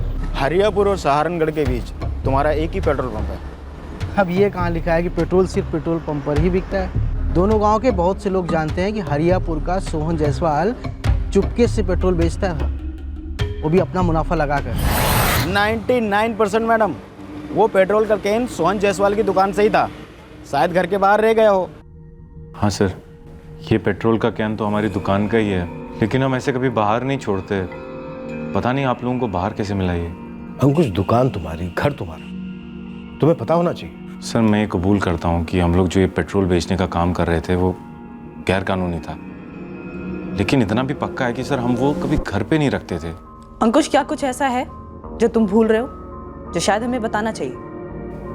ब्रिजभान और उसके दोनों बेटे बबलू और सुरेश, इनकी कोई क्रिमिनल हिस्ट्री नहीं। 2 दिन से हम तीनों को खूब तोड़ने की कोशिश कर रहे हैं, लेकिन तीनों में से कोई नहीं टूटा है। तीनों का कहना है कि वो बेकसूर हैं, बेगुनाह हैं, उन्होंने कुछ नहीं किया है। तुम्हारे पिता सोहन जायसवाल की किसी और के साथ दुश्मनी थी, कोई और कारण हो सकता है इस हत्याकांड का।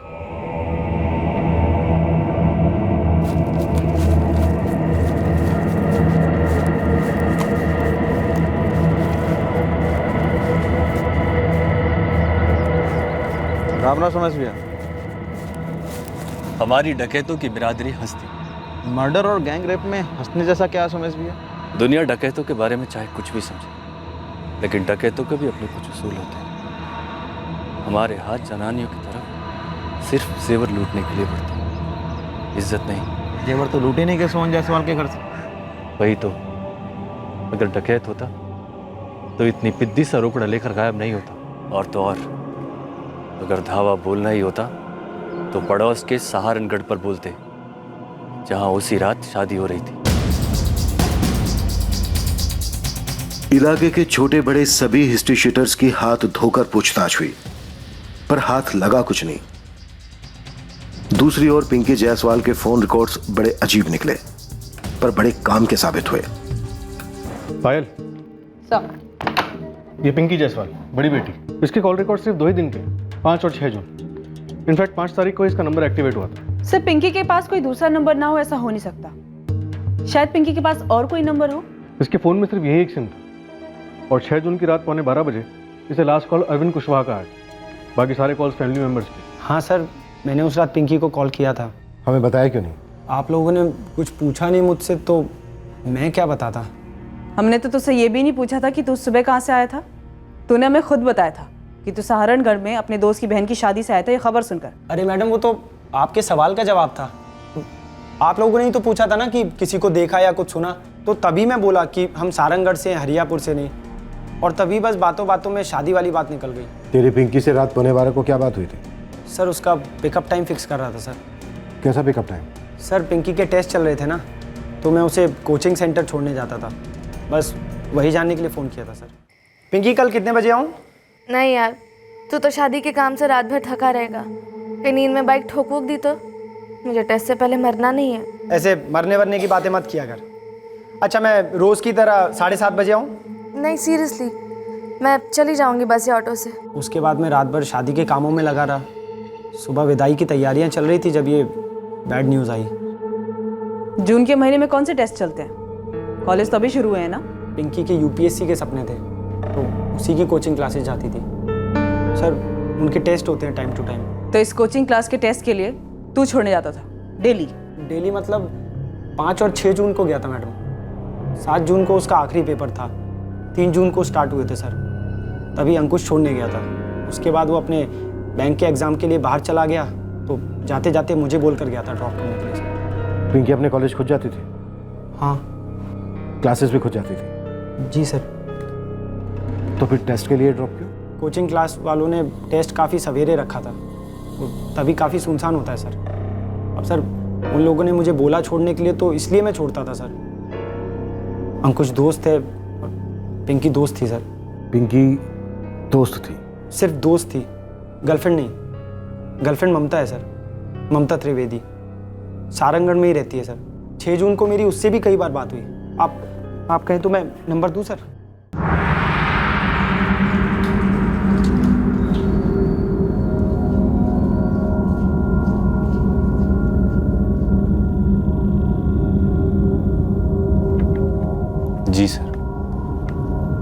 जब मैं लखनऊ में था तब उसने ये नया सिम खरीदा था। पिंकी का इससे पहले का नंबर? वो नंबर उसने यूज करना बंद कर दिया था। क्यों? मुझे नहीं पता सर, मुझे खुद बड़ा अजीब लगा था ये। मैंने रंजना को फ़ोन किया था और उससे नंबर लिया था और फिर उसको कॉल किया। हाँ भैया, मेरे टेस्ट ठीक जा रहे हैं और अच्छे हो सकते थे। आपके एग्जाम कैसे जा रहे हैं? हाँ मेरे भी अच्छे जा रहे हैं। अच्छा पिंकी सुन, ये नंबर क्यों बदला तूने? उस नंबर में कुछ प्रॉब्लम थी भैया। नंबर में क्या प्रॉब्लम हो सकती है? मुझे नहीं पता भैया, नेटवर्क में भी प्रॉब्लम थी। अच्छा भैया सुनो ना, मैं आपको 2 बुक्स के नाम मैसेज कर रही हूँ, अगर आपको सेकंड हैंड मिले तो लखनऊ से आते वक्त लेते आइएगा। मुझे लगा पिंकी ने नंबर वाली बात टाल दी थी, सोचा घर जाकर डिटेल में बात करूंगा, लेकिन जब आया तब। तुम्हें पिंकी का पहले का नंबर हमें बहुत पहले दे देना चाहिए था। और एक बात, पिंकी को अरविंद ड्रॉप करता था उसी क्लासेस के टेस्ट के लिए। ये बात तुम्हें और तुम्हारे पापा को पता थी? हाँ सर। क्यों? वही तो पूछ रहा हूँ, क्यों? अरविंद ही क्यों? क्योंकि सर हम साथ बड़े हुए हैं, एक दूसरे के कामों में मदद करते हैं। कोई बात है क्या सर? बात यह है कि 6 जून की रात 11:15 बजे अरविंद ने पिंकी को लास्ट कॉल किया था, उसके बाद कोई कॉल नहीं आया। हाँ तो सर? तो कुछ नहीं, बस ये हुआ था। अरविंद का कहना है कि उसने पिंकी को इसलिए फ़ोन किया था ताकि वो पता कर सके कि सुबह उसे कितने बजे पिकअप करना है। हाँ तो उसी लिए किया होगा सर। शायद। पिंकी का पहले वाला नंबर दो। हाँ मैम, अंकुश जायसवाल को जानता हूँ मैं, पर अरविंद जितना करीब नहीं हूँ। उस दिन सुबह की खबर सुनकर तो हम सबके होश ही उड़ गए थे। अब आप ही सोचिए, इधर हम हमारी बेटी को विदा कर रहे हैं, उधर बाजू वाले गांव में। दिलीप, अरविंद तुम्हारी बहन अमिता की शादी में मौजूद था रात को 12 बजे के बाद? हाँ मैम, बिल्कुल था, पूरी रात था। भरत जी, सोहन जायसवाल के परिवार को आपने शादी का न्योता नहीं दिया? जी वो हमारी उनसे कुछ खास पहचान नहीं थी, बस ये बच्चे एक दूसरे को जानते थे, और फिर गांव भी तो अलग पड़ता है ना, हम सहारनगढ़ के और वो हरियापुर के। नहीं मैम नहीं, बिल्कुल नहीं। अरविंद और पिंकी का कोई चक्कर नहीं था। अरविंद की तो गर्लफ्रेंड है ममता, हमारे गांव की है। पिंकी का किसी और के साथ कोई चक्कर, या रंजना का, या ऐसा कोई एक तरफा मसला? ये सब तो मुझे कुछ नहीं पता। जैसे कि मैंने आपको कहा कि मैं जायसवाल परिवार को अच्छे से जानता नहीं था। हाँ, अगर कोई जानता होगा तो वो अरविंद है। दोनों बहनें उसकी बहुत क्लोज थी, हो सकता है कुछ शेयर किया हो। आप हम लोगों की और कस्टडी लेकर क्या क्या अचार डालिएगा हमारा? हाँ, अरे इतने दिन तो रख चुके हैं, हाथ लात चला चुके हैं, हमारी पूरी बदनामी कर चुके हैं आप। सर उस रात को हम अपने घर में सो रहे थे, अगली सुबह जाकर हमें इस कांड की खबर मिली। अब जो कसम बोलोगे मैं खाने को तैयार हूँ, पर 6 की रात को मेरे पति मेरे बच्चे घर में ही थे। भले ही वो तीनों घोड़े बेचे घर पे सोए, पर इस बात की क्या गारंटी है कि इन्होंने अपने किराए के आदमी ना भेजे हो जायसवाल परिवार के घर? मेरे पति और मेरे बच्चे ऐसा करना तो दूर, ऐसा सोच भी नहीं सकते। मैडम हम आपके हाथ जोड़ते हैं, आप इन्हें छोड़ दीजिए। ऐसे ही बहुत तू हो रही है पूरी बिरादरी में, पूरे गांव में। सर बबलू, ब्रिजबान और सुरेश तीनों के कॉल रिकॉर्ड स्कैन किए, कुछ भी नहीं मिला। अच्छा, 4 दिन से सबकी पूछताछ भी चल रही है, टूटने का कोई नाम ही नहीं ले रहा है।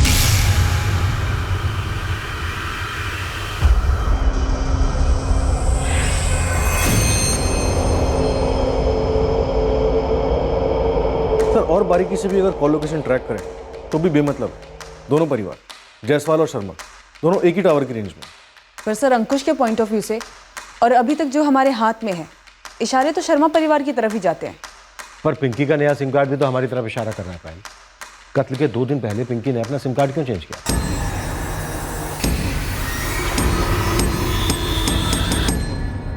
क्या इस नए सिम कार्ड का मर्डर और गैंगरेप कांड से कोई ताल्लुक है? सर फोन कंपनी से बात हुई, पिंकी के पुराने नंबर के कॉल रिकॉर्ड्स कल सुबह 11 बजे से पहले हमारे टेबल पे होंगे।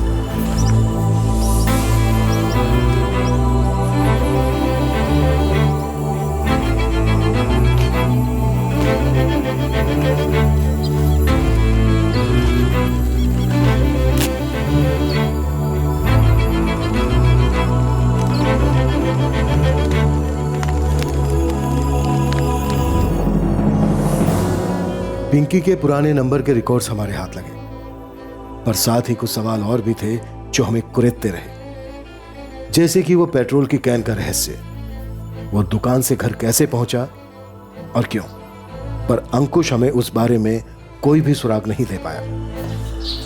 पायल, अगर हम क्राइम सीन की स्टडी करें और क्राइम रिक्रिएट करें तो शुरुआत यहां मेन दरवाजे से हुई होगी। एक नहीं, एक से ज्यादा लोग दरवाजे पर आए होंगे और दरवाजे पर दस्तक दी होगी।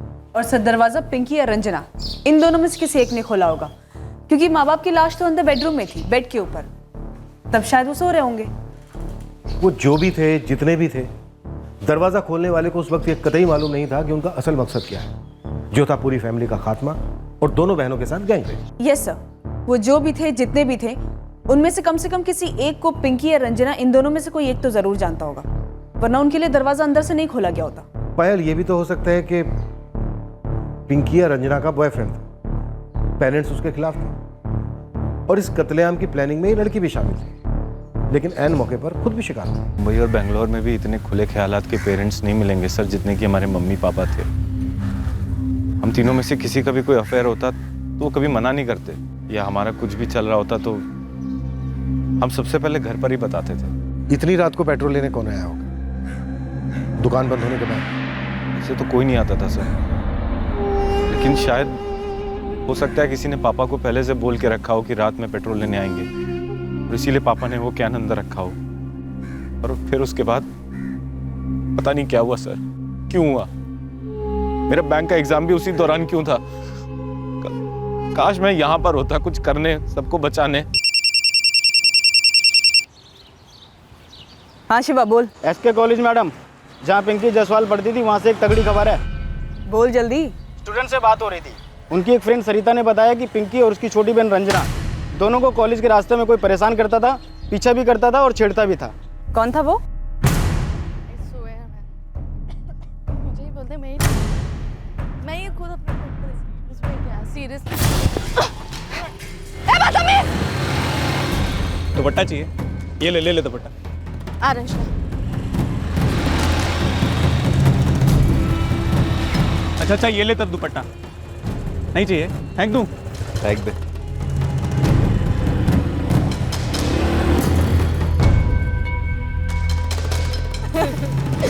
क्या ही नो, कुछ नहीं, बहुत धूप है। हाँ। मैंने तो देखा ही नहीं उसके बाद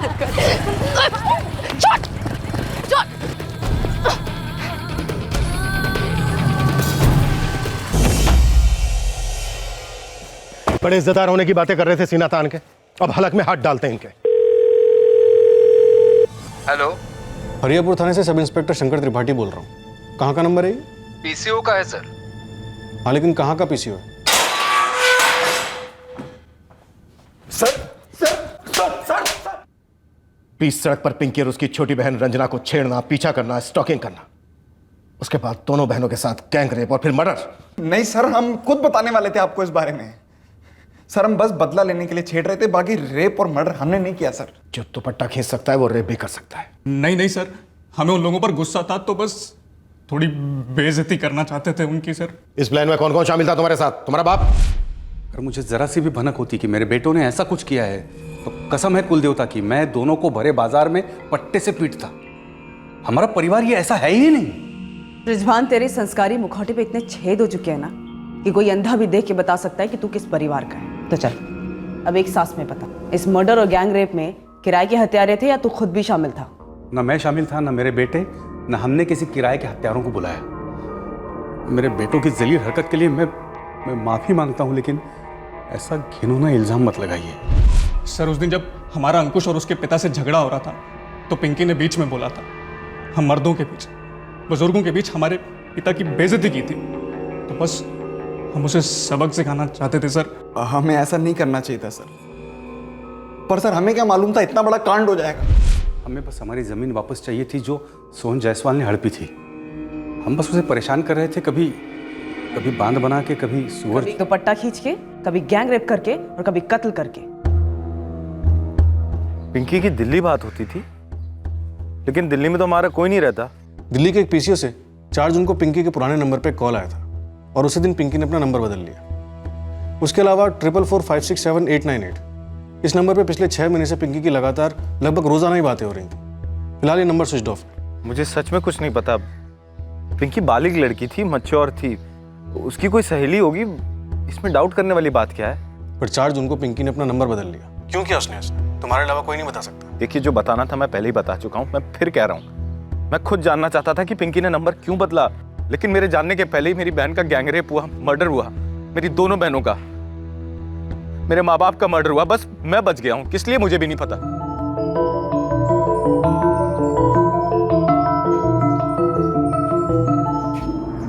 सब रिजवान बार बार एक ही बात बोल रहा है कि वो इन सब में शामिल नहीं है। उसके दोनों बेटे बबलू और सुरेश भी इसी राग पर अटके हुए हैं। सर, एक अजीब बात है। मैंने अंकुश से पिंकी और रंजना की स्टॉकिंग और छेड़खानी के बारे में पूछा। उसने कहा कि कभी पिंकी और रंजना ने उससे इस बारे में कुछ भी शेयर नहीं किया, और उसने ये भी कहा कि पिंकी और रंजना ने माँ बाप से भी इस बारे में कुछ नहीं कहा कभी। एक और अजीब बात है, ब्रिजभान एंड सन्स अगर सोहन के घर इतनी रात को जाते तो दरवाजा कौन खोलता? और अगर कोई दरवाजा खोल भी देता तो उन्हें अंदर नहीं आने देता। और अगर ये लोग जबरदस्ती अंदर घुसते तो जबरदस्त चीखना चिल्लाना गाली गलौज होता। सर, बिना देखे दरवाजा खोलने का कोई चांस ही नहीं। दरवाजे पे आईपीएस लगा हुआ है और वो भी इतनी रात गए। सर, ब्रिजभान और उसके दोनों बेटों की पुलिस कस्टडी सिर्फ 2 दिन के लिए है। उसके बाद वो लोग जुडिशियल कस्टडी में चले जाएंगे। अगर हमें उनसे कुछ निकलवाना है तो इन्हीं 2 दिनों के अंदर निकलवाना होगा। लेकिन निकलवाने जैसा कुछ बचा भी है? सर, मुझे लगता है पिंकी के दिल्ली वाले कनेक्शन को टटोलना चाहिए। उसके सिम बदलने के 2 दिन बाद इस कांड का होना, उसे लगता है कहीं ना कहीं ये मामला पिंकी से जुड़ा हुआ है। रिकॉर्ड्स कब आ रहे हैं उस नंबर के, जिस नंबर से पिंकी जायसवाल के पुराने नंबर पर अक्सर बात होती थी? 2 दिन लगेंगे सर। वेट करते हैं। ब्रिजभान, बबलू और सुरेश 2 दिन और है हमारे साथ, देखते हैं क्या निकल कर आता है। लेकिन एक बात है, कोई तो है हमारी करंट लिस्ट में जो काफी कुछ जानता है लेकिन खामोश है। ऊपर से ये गांव वाले इस हत्याकांड की दहशत में मनगढ़ंत डकैत और गैंग अटैक की कहानियां बना रहे हैं। इस केस में कुछ लोगों की असलियत, कुछ बातें अभी भी सामने आना बाकी थी। हर नरसंहार के पीछे कुछ गड़े मुर्दे होते ही हैं, पर अक्सर जानने वाले उन मुर्दों पर रोशनी डालना भूल जाते हैं या फिर जानबूझकर उन्हें अंधेरे में ही रखते हैं। जैसे कि इस केस में गैर कानूनी पेट्रोल का धंधा जो सोहन जायसवाल अपनी फर्टिलाइजर की दुकान से चला रहा था। एक और ऐसी ही अहम खबर थी जो हम तक काफी देर से पहुंची, या ये कहिए कि हमसे जानबूझकर छुपाई गई थी। सलाम साहब, पिंकी के कॉलेज के दोस्तों से दोबारा से बात हुई तो ये अरविंद कुशवाहा है, इसका नाम काफ़ी बार आया। बोले कि जायसवाल परिवार के काफ़ी करीबी था ये अरविंद। ये सब मालूम है हमें। उसी ने पिंकी को आखिरी कॉल किया था कत्ल वाली रात को। सर, इस अरविंद के दोस्त हैं 2, एक दिलीप जिसकी बहन अमिता की शादी थी उस रात, और दूसरा गुड्डू जो उस रात उन दोनों के साथ था। तो सर, मैंने इन दोनों से थोड़ी गप लड़ाई और तो सर काफ़ी चाबी भरने के बाद ये गुड्डू बोला कि अरविंद को पिंकी के बारे में कुछ पता है जो उसने आपको नहीं बताया। देख, अब ये मत बोलना उसे नहीं मालूम वो क्या था। सर, वही बोलने वाला था। लेकिन सर, एक और बात है। बोल। पूरा जायसवाल परिवार साफ हो गया, सिर्फ ये अंकुश बच गया। अंकुश का कोई हाथ हो सकता है? अब बैंक की नौकरी इतनी आसानी से तो मिलती नहीं है सर जी। अब दुकान और खेती की पूरी कमाई सिर्फ अंकुश को ही मिलेगी। मर्डर तक समझ सकता हूँ, लेकिन क्या वो अपनी दोनों छोटी बहनों का गैंगरेप करवाएगा? सर, प्लानिंग शायद सिर्फ मर्डर की ही थी, लेकिन हो सकता है करने वालों में से किसी ने ऑन द स्पॉट ये फैसला कर लिया हो कि इन दोनों को तो मारना है ही, क्यों ना पहले अपनी हवस की प्यास बुझा ली जाए। मेरी मानो तो आप अंकुश के दोस्त अरविंद को उठा लो। हो सकता है जैसे इसने पिंकी के बारे में आपसे कोई बात छुपाई, वैसे ही ये अंकुश का भी कोई राज जानता हो जो आपसे छुपा रहा हो। कोई चिड़िया हमें बता गई कि 6 जून को 11:45 पर पिंकी को जो कॉल आया था अरविंद से, वो पिकअप टाइमिंग को लेकर नहीं था। चिड़िया ये भी बता रही थी कि जायसवाल परिवार की सफाई की प्लानिंग कुछ इस तरह से की गई थी कि अंकुश बच निकले। वो चिड़िया ये भी बोल रही थी कि वो जानती है कि तू जानता था कि सोहन जायसवाल गैर कानूनी तरीके से पेट्रोल बेचते थे, लेकिन ये बात तूने बतानी जरूरी नहीं समझी, जबकि तुझे पता था कि उनके घर के बाहर से पेट्रोल की कैन मिली थी। उनके घर में ऐसी कौन सी भड़काऊ चीज थी जो कभी भी जलकर सबको खाक कर सकती थी? सर, दोनों बहनें रही नहीं, अब इतनी क्रूर तरीके से हुआ है सब। अब उनके बारे में क्या उछालूं सर? उनके बारे में ऐसा क्या था जो उछल सकता था, या उछला जो तू जानता है? अरविंद, मुंह खोल दे, नहीं तो जितने भी चार्जेस हैं ना वो सब तेरे सर पे लगा देंगे। सर, मैंने उस रात पिंकी को पिकअप टाइम पूछने के लिए कॉल किया था सर, ये बात सच है, लेकिन मैंने आप लोगों को सारी बातें नहीं बताई पिंकी के बारे में। तो अब बता दे। पिंकी का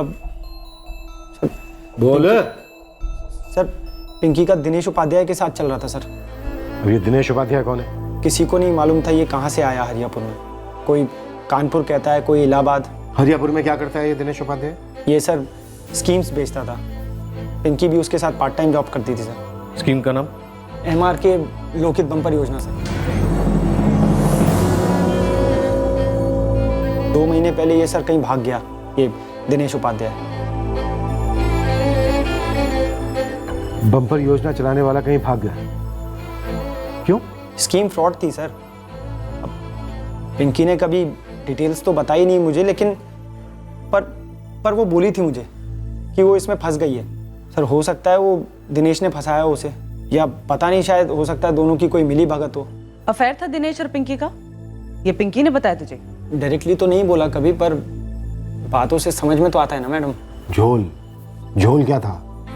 सर दरअसल गांव के कई लोगों ने इस स्कीम में अपना पैसा लगाया था सर, और ये दिनेश उपाध्याय रातों रात सारा पैसा लेकर कहीं गुल हो गया था। ये दिनेश उपाध्याय दिल्ली का है? वो तो नहीं पता मैडम।